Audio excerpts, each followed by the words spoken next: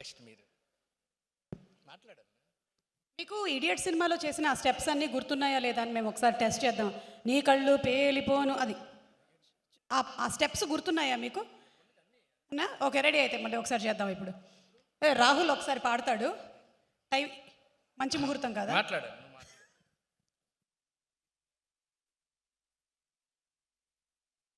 అందరికీ నమస్కారం బాబు.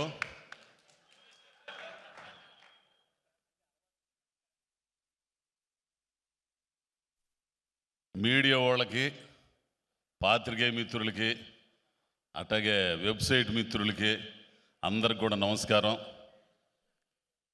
ఏం మాట్లాడినా కానీ ఏదో చేసేస్తారు. మనం ఏమన్నా నేను మాట్లాడకుండా ఉండలేను, ఉన్నది ఉన్నట్టు మాట్లాడేస్తాను.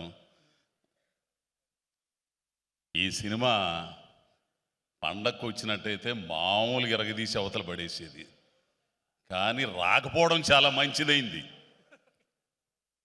ఇప్పుడు ఎరగదీస్తుంది ఇకనం. ఏగల్ ఈ సినిమా గురించి నేనేం చెప్పలేను స్వామి, ఎందుకంటే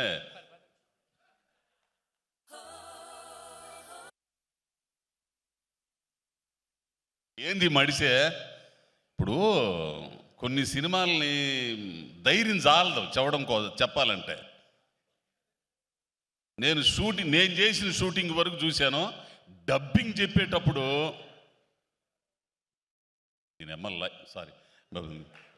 లైఫ్లో మొట్టమొదటిసారిగా ఆ పిల్లోని చూసి డైలాగ్ మర్చిపోయా. డబ్బింగ్ థియేటర్లో ఈయన ఆ సీన్లన్నీ చూసి నేను మర్చిపోయా, డబ్బింగ్ చెప్పడం కూడా. ఏందిరా స్వామి ఈ సినిమా ఏంది, ఇదేంది, ఈ కథ ఏంది, ఈ గన్నులేంది, ఆ పిల్లోడి వేషం ఏంది, ఈ కార్తీక్ ఏమయ్యా నువ్వు అసలు మడిసివే, ఇంత ఉంటాడో లేదు, సన్నగా ఎర్రగదీసి వదిలిపెట్టాడు. ఈ సినిమా థియేటర్లోనే చూడాలా. ఒక అద్భుతమైన సినిమా. ఈ సినిమాలో పనిచేసిన వాళ్ళు ఎంత కష్టపడ్డారో ఆ కష్టం మొత్తం కూడా ఈ సినిమాలో కనపడిద్ది. ఆ డైరెక్షన్ డిపార్ట్మెంట్ దగ్గర నుంచి, మేనేజర్ల దగ్గర నుంచి, ఆర్టిస్టుల దగ్గర నుంచి అందరు కూడా. మెయిన్ మీ అసిస్టెంట్ అండి, చాలా బాగా కష్టపడి మీ అసిస్టెంట్ ఆ విగ్గు మీకు సరే, కానీ కూలిచ్చి కొట్టించుకోవడం అంటే ఇదే. ఏదో చెప్పాలనుకున్నాను నేను. అదే కార్తీక్ ఘట్టం నేను దర్శకత్వం గురించి మొదలుపెట్టాను. సరే,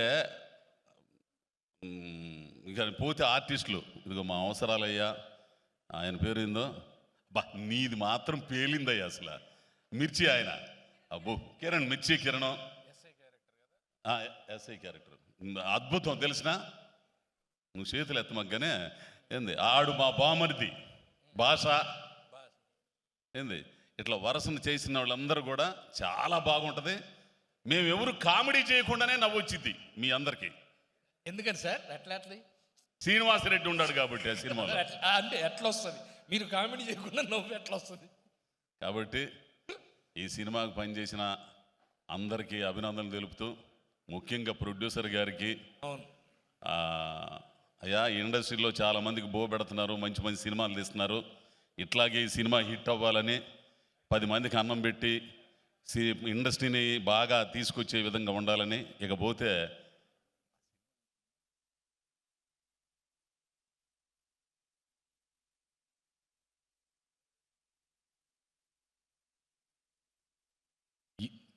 నువ్వేందమ్మా మేమేదో ఈడియట్ సినిమాకి ఫస్ట్ వచ్చాను అబ్బాయి, అన్నపూర్ణ స్టూడియోలో వేషం కోసం వచ్చా ఫస్ట్.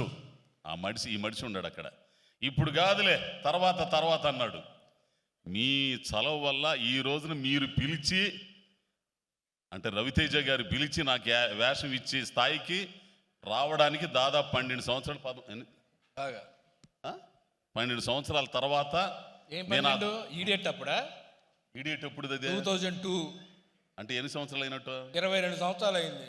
ఓడమ్మ బడవ 22 సంవత్సరాల ఆయనతో ఉంటే అంటే అసలు ఏం ఉండదు, ఎటు తిప్పినా అదే డేట్ అంటే. అప్పుడు నుంచి అట్టనే ఉన్నాడు స్వామి ఆయన. సార్ అప్పుడు హెయిర్ భలేగా ఉండేది మీకు. ఎవరిది? అప్పుడు నువ్వు మరీ ఇజ్జే మాకులే. ఏంది అప్పుడు ఇన్నాళ్ళకి మీ పక్కన చేసే అవకాశం నాకు మీ దయతోనే అది వచ్చింది కూడా. ఆ కార్తీక్ ఘట్టమనేని గారు వీళ్ళందరూ చెప్పడం ఇచ్చేస్తా. కాబట్టి ఈ సినిమా విజయవంతం కావాలని మనసారా కోరుకుంటూ ఇక్కడికి వచ్చిన పెద్దలందరూ కూడా ఇంకోసారి ధన్యవాదాలు తెలుపుకుంటూ నమస్కారం స్వామి. శివరాత్రికి మాత్రం మామూలుగా ఉండదు పండగ. ఇక అమ్మవారి పండగే కాదు, అంటే శివుడి పండగ అయినా కానీ ఈ సినిమాలో అమ్మవారి పండగ ఉంటుంది అంతే. 22 సంవత్సరాలు ఇడియట్ కాదు, 50 సంవత్సరాలు, ఎన్ని సంవత్సరాలైనా అసలు మార్పు అనేది జరగనిది రవితేజ గారికి, నాకు అంతే. We never change, we are just like that. Okay, so మన కార్తీక్ గారి గురించిన ఒక